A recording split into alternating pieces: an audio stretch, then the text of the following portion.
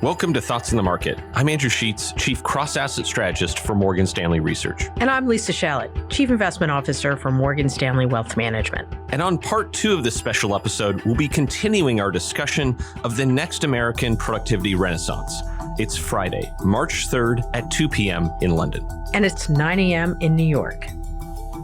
So Lisa, let's take this to markets. How do you think this impacts equity market leadership, given that we've been in a market that's really been defined by the age of secular stagnation?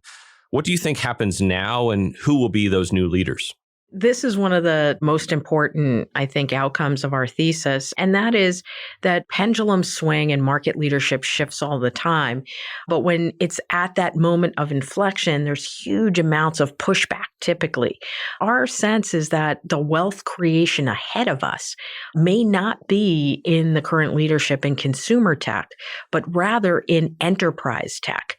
And the technology providers who are the leaders in new automation technologies that are going to allow us potentially to automate parts of our economy that have heretofore resisted. So it's a lot of the services side of the economy. Think of financial services, consumer services, government services, education services, how manual some of those industries are. And yet, when we think about these triads or 4 or 5 level combinations of things like artificial intelligence and machine learning and optical scanning and natural language processing and voice recognition, these are things that could really transform service-oriented businesses in terms of their margins and the economics of them.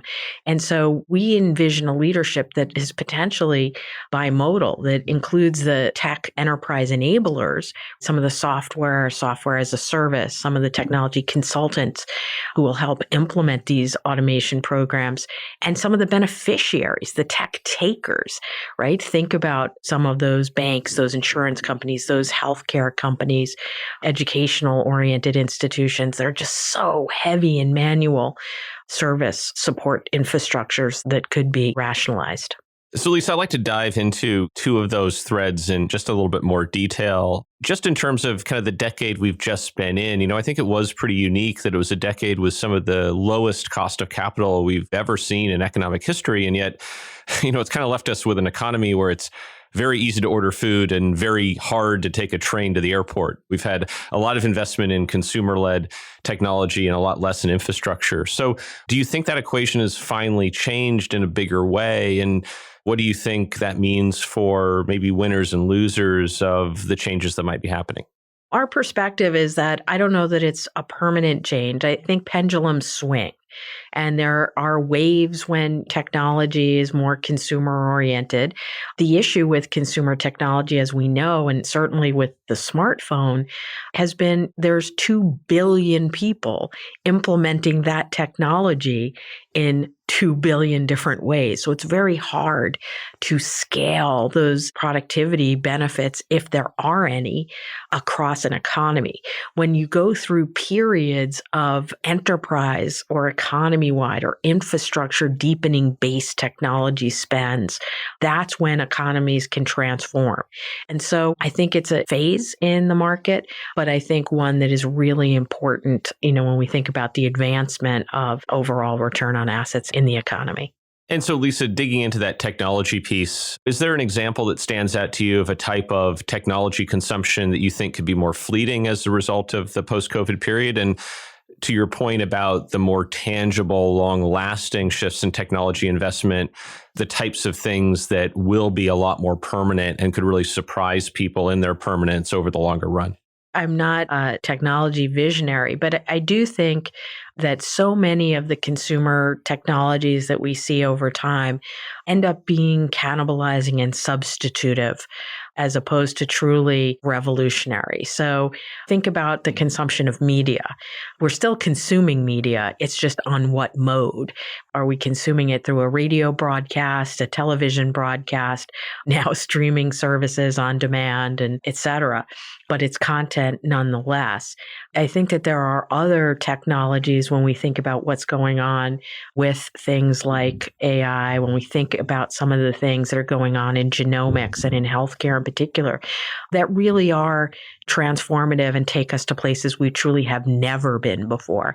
And I think that that's one of the things that's super exciting right now is that we've never seen this before in many industries, right? Whether we're talking about things like transport, things in terms of human robotics and, artificial intelligence and machine learning. These are places that we really haven't been before. And so to me, this is an extraordinarily exciting time vis-a-vis the innovation path. Lisa, you've been talking about some of these big secular drivers of this productivity shift in capital investment, deglobalization, decarbonization. And so I guess the next question is, there might be demand for these things, but is there the supply to address these issues? Can we actually build these plants and reorient these supply chains? How do you think about the supply side of this? And do you think supply is going to be able to rise to the challenge of the potential demand for this capital expenditure? So I think that that's the piece of this thesis that was most exciting to us, because very often one of the things that constrains investment is that you don't have the supply side enablement. One of the things that we can't take for granted is how good, particularly in the United States, private sector balance sheets are today. And so whether we're talking about the degree to which the United States banking system has healed and recapitalized, or we're talking about corporations who are still reasonably cash rich and have locked in almost historically low costs of capital, or we talk about the household sector, which has, moved away and locked in to fixed rate mortgages. That's a huge enablement that says we have the capacity to fund new technology.